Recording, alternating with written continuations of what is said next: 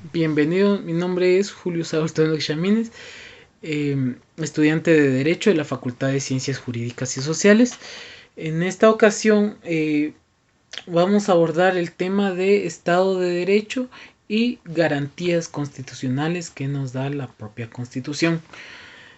En el término Estado de Derecho nos dice que tiene su origen doctrinario en Alemania por Radestadt.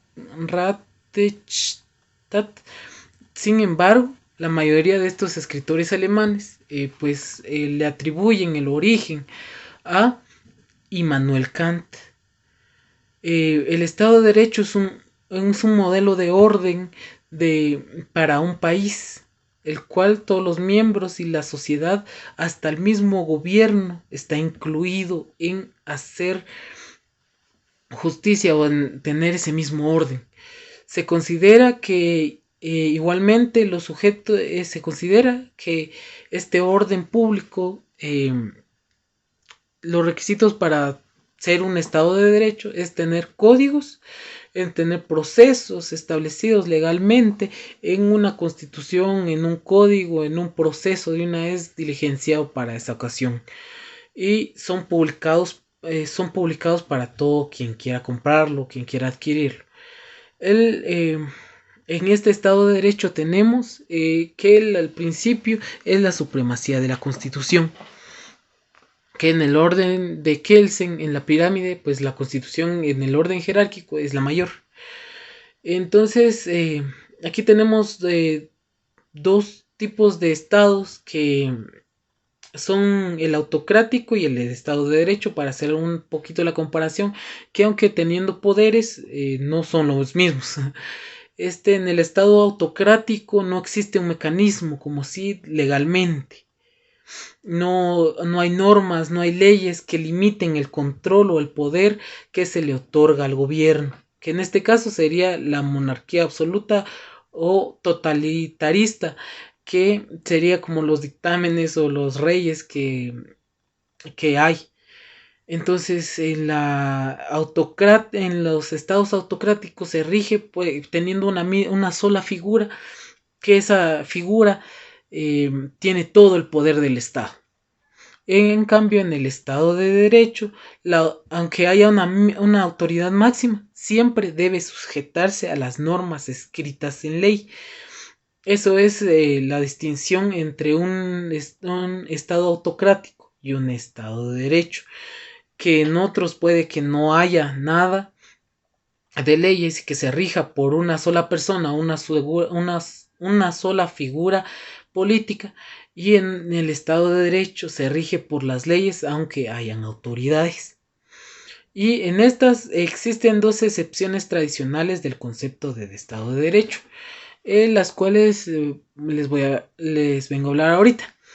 La excepción débil o meramente formal y la excepción fuerte o sustantiva, que estas también se pueden llamar como la meramente formal o Estado de Derecho del sentido formal, que esta es la que vengo a hablar ahorita y después pasamos a la otra.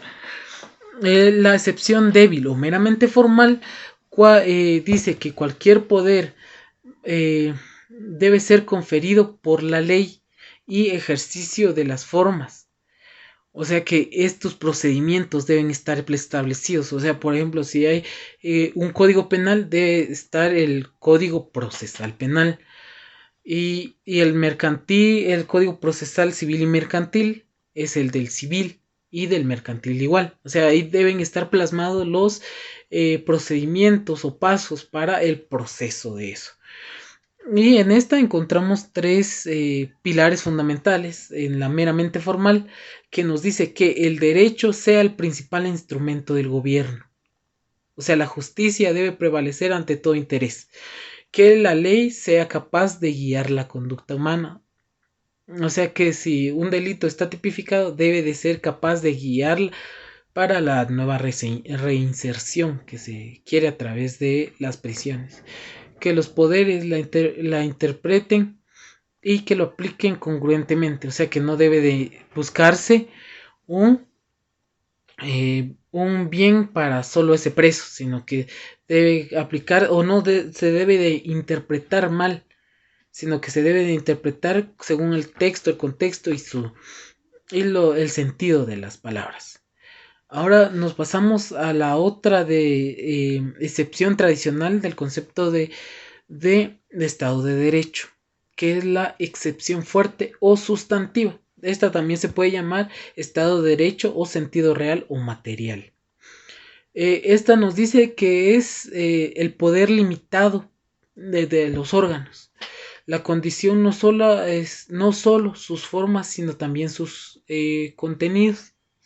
Esto es la competencia que se le asigna a un órgano. O sea, tiene su materia en específico y no puede salir de esa materia. Tiene sus leyes preestablecidas y no puede no puede salirse de esas leyes. No puede ver un órgano lo que ve el otro, porque están limitadas por la misma ley que se les ha puesto. Y en esta encontramos 4 pilares fundamentales, que es el derecho, es la base y el límite de la actividad del Estado. O sea que lo que le compete al Estado no le compete a otro órgano. Eso es lo que nos quiere decir. La actividad del Estado debe responder a un interés público y ser proporcionada al buscar un fin. Pues vemos que en la Constitución el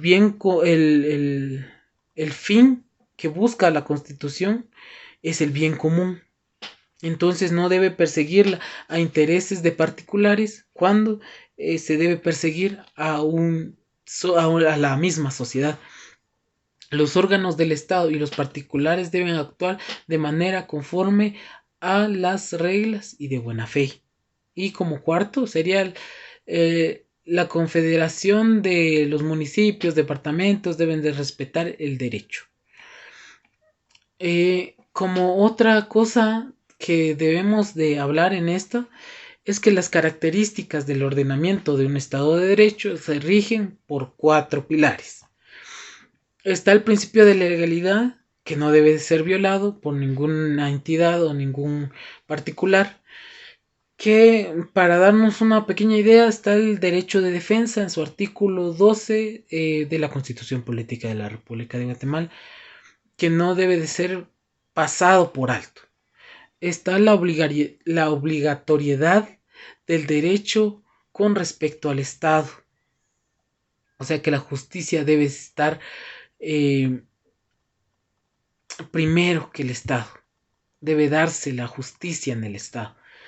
El 3, la supremacía, como ya lo habíamos dicho antes, es la Constitución Política de la República de Guatemala. Esa es la supremacía que rige en las características del Estado de Derecho. La responsabilidad del Estado por sus actos frente a los ciudadanos. Esa sería la cuarta.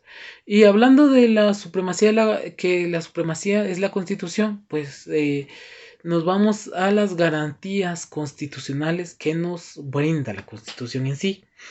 Y estas las encontramos tipificadas en el título 6, que nos dice como título Garantías constitucionales y defensa del orden constitucional.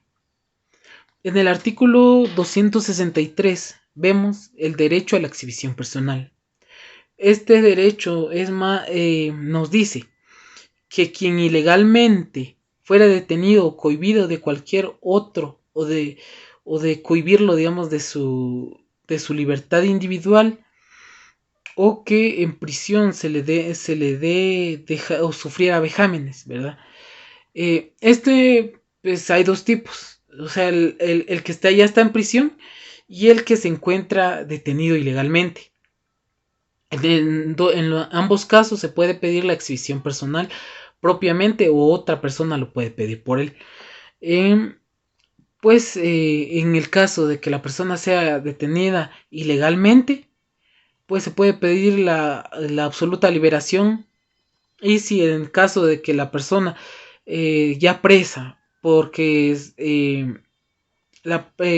su prisión fue fundada, digamos, fue dicho por qué lo metieron a la cárcel, pues solo se dejaría de sufrir los vejámenes que se está sufriendo en prisión y quedaría ahí.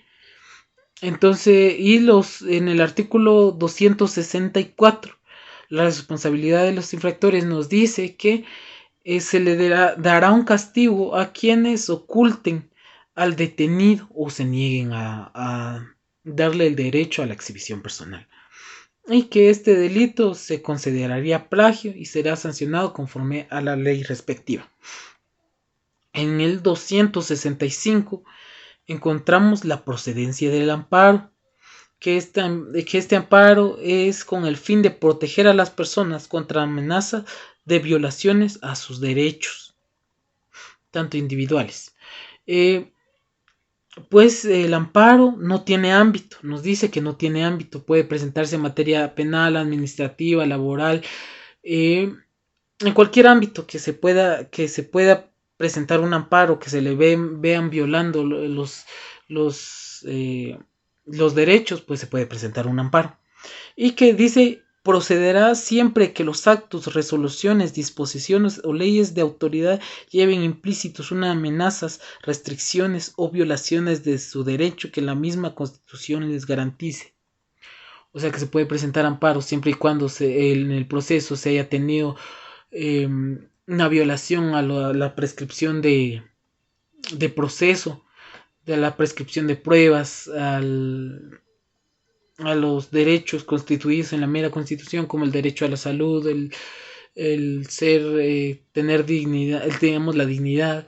eh, entonces se puede presentar el amparo porque se están violando los derechos fundamentales dictados en la misma Constitución. Y pues ya los dos últimos serían la inconstitucionalidad de las leyes en casos concretos, que esta la encontramos en el artículo 266, que nos dice que la competencia en un caso concreto, en la casación, nos dice: la competencia o jurisdicción en cualquier instancia o casación o hasta antes de dictarse sentencia, las partes podrán plantearse como acción, excepción o incidente la inconstitucionalidad total o parcial de una ley. En tribunal deberá pronunciarse al respecto. Esto ya es en un tema específico, como un tema penal. Si se ve una inconstitucionalidad de una ley o una figura que no se respeta, pues se puede presentar la inconstitucional de la ley, y esta se presenta en el tribunal y esperando a que se pronuncie el tribunal respecto a cómo se manejó esa inconstitucionalidad o cómo se va a manejar, o si se regresa al mismo proceso para ahora sí llevarlo bien. Y después en el 267, la inconstitucionalidad de las leyes de carácter general. Esto es cuando generalmente que contengan vicios totales o parciales o inconstitucionalidad se planteará directamente en el tribunal de la Corte de Constitucionalidad.